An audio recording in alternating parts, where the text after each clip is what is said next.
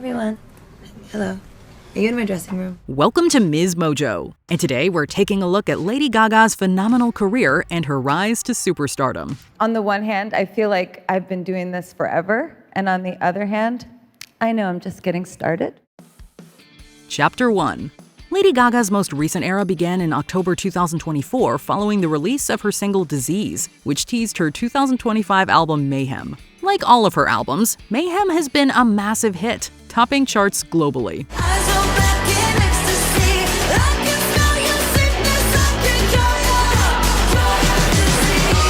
It's notably a return to her roots, reminiscent of her debut album, and fans love it. Its biggest track has easily been Die With A Smile, featuring Bruno Mars, another industry giant. After being released in 2024, it became Spotify's longest-reigning #1 song.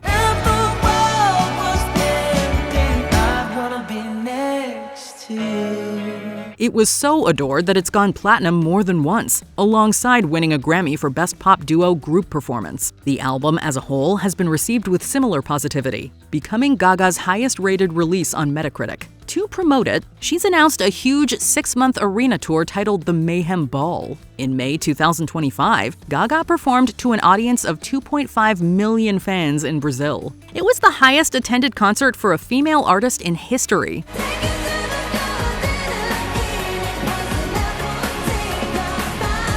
With an estimated 170 million records sold, her career is considered one of the greatest ever. So how did she get there? The short answer is hard work and dedication. I said it in my speech and I'll say it again. If you work hard and you don't give up, you can do anything. Chapter 2. For the long answer, we have to go back to when Lady Gaga was more commonly known as Stefani Germanotta. She was born in New York City to parents of primarily Italian descent. Inspired by her father playing Pink Floyd's Money, Stefani wrote her first song on piano, called Dollar Bills. Impressively, she had initially learned the instrument purely by ear. Just 4 years old. I was 4 the first time I began to play piano.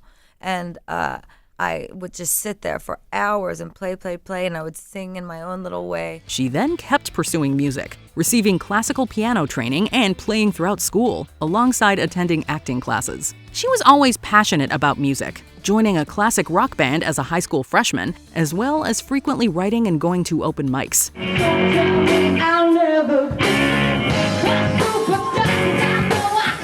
This paid off at the age of 17, when she got early acceptance into the prestigious Tisch School of the Arts, a feat only achieved by roughly 20 people that year. However, she dropped out in the second semester of her second year there. She felt a burning desire to pursue a music career, so she left her old life behind to make her dream a reality. We want independence. We're gonna give the world some of this. She recruited her old college friend Frankie Fredericks as a semi-informal manager. He helped her acquire shows alongside forming the SG Band, a short-lived band she fronted from 2005 to 2006. This helped her acquire enough popularity to get invited to perform at the 61st annual Columbus Day Parade in 2005. But when I walk down the street, I hear them say, "There she goes, that crazy girl." By early 2006, the group had quickly become an underground sensation. Not long into the year, she was invited by Wendy Starlin to meet with producer Rob Fusari. Together, they came up with the name Lady Gaga, inspired by the hit Queen track Radio Gaga. All we hear is Radio Gaga, Radio Goo, Radio Gaga.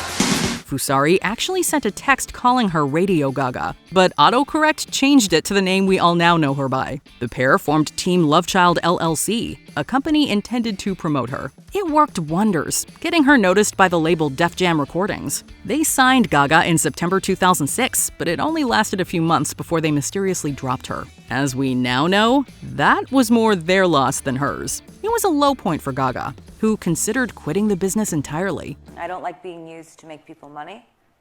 I feel sad when I am overworked and that I just become a money-making machine and that my passion and my creativity take a back seat. That makes me unhappy. Thankfully, she instead decided to get into performance art. This got her more involved in fashion, alongside performance artist Lady Starlight. Together, they performed burlesque shows at various dive bars across New York. The two even played at Lollapalooza in 2007. How many bags would you say you had? Well, I had 2 checked bags, I had my prop bag, my disco ball, and I had my purse. I had a lot. I had a lot in 5 bags, I guess. I bought a lot of stuff. Well, I predicted I would do about 4 costume changes a day. Gaga acquired her unique stage fashion during this era, which paid off big time. In the same year, her dream came true when she was signed with the label Streamline Records, an imprint of Interscope Records. When I met her, it was crazy because I was like, wow, she's an incredible writer. Right. And then the next day came, and I realized that she's an incredible vocalist. And then the next day came, and I was like, she looks different every day. Chapter 3. After landing the deal, Gaga moved to Los Angeles, where she finished making her debut album, The Fame. In just 10 minutes, she wrote her hit single, Just Dance.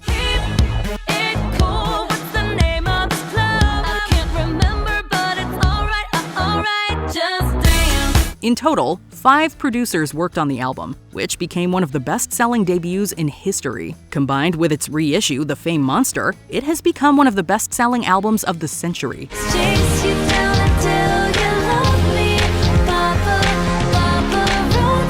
Multiple songs from this era topped charts, such as Poker Face, Paparazzi, Bad Romance, Telephone, and Alejandro. It set a high bar for subsequent albums, which, as we now know, she followed up multiple times.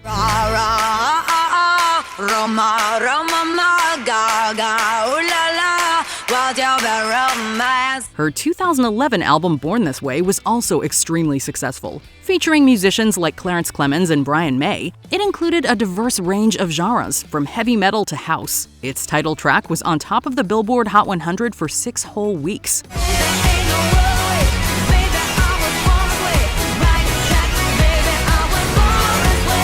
Gaga then pivoted to EDM in her 2013 album Art Pop. At release, opinions were fairly divisive, but as time passed, fans grew increasingly fond of it.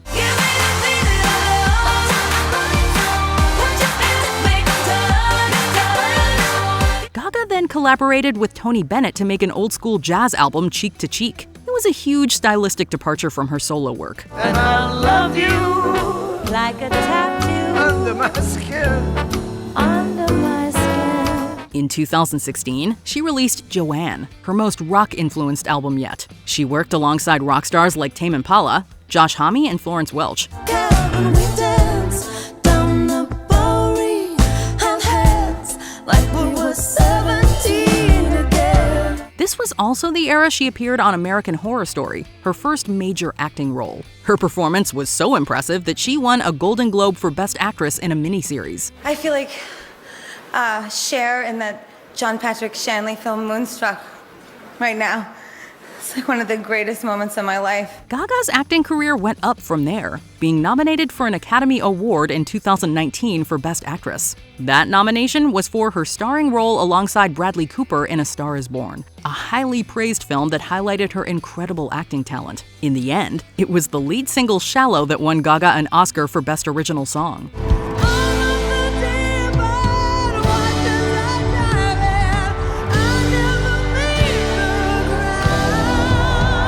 She'd returned to her dance pop roots in 2020 with Chromatica, an album released at the height of COVID. Still, that didn't stop it from becoming hugely successful. Looking at her discography from The Fame to Mayhem makes us think it would be impossible for Gaga to fail. Before we continue, be sure to subscribe to our channel and ring the bell to get notified about our latest videos. You have the option to be notified for occasional videos or all of them. If you're on your phone, make sure you go into your settings and switch on notifications. Chapter 4. Lady Gaga's impact on the 21st century is undeniable. Her iconic fashion sense made waves, with outfits like her meat dress becoming unforgettable. It has many interpretations, but for me this evening, it's as if we don't stand up for what we believe in, if we don't fight for our rights, pretty soon we're gonna have as much rights as the meat on our bones. Beyond writing music about acceptance, her activism has had an almost unparalleled impact. As a supporter of LGBTQIA+ rights, she's done tons for the community, including in 2010, when she publicly campaigned for the repeal of the U.S. military's discriminatory policies against LGBTQIA+ service members. I'm here today in this park in Maine to say that if the Senate and the president are not going to repeal this don't ask, don't tell policy. Perhaps they should be more clear with us about who the military is fighting for. Also, in 2012, she founded the Born This Way Foundation, which supports youth wellness and works to end the stigma around mental health. The way Gaga uses her platform is incredibly inspirational. That's kindness. That's how kindness heals things.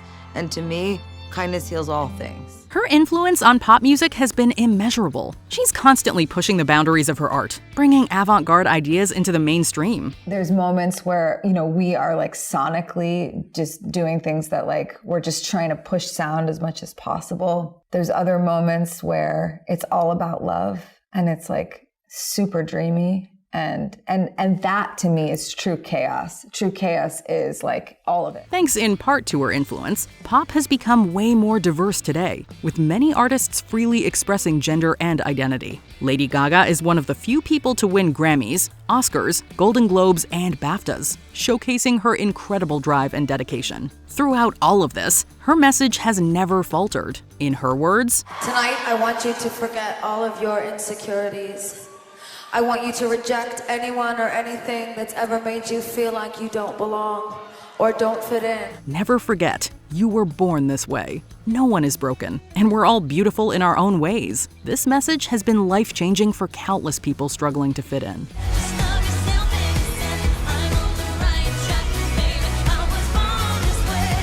What was your favorite Gaga era and why? Let us know in the comments section below. You are so beautiful. I've loved you for so long. Thank you for bringing us back here. We're so happy to be here.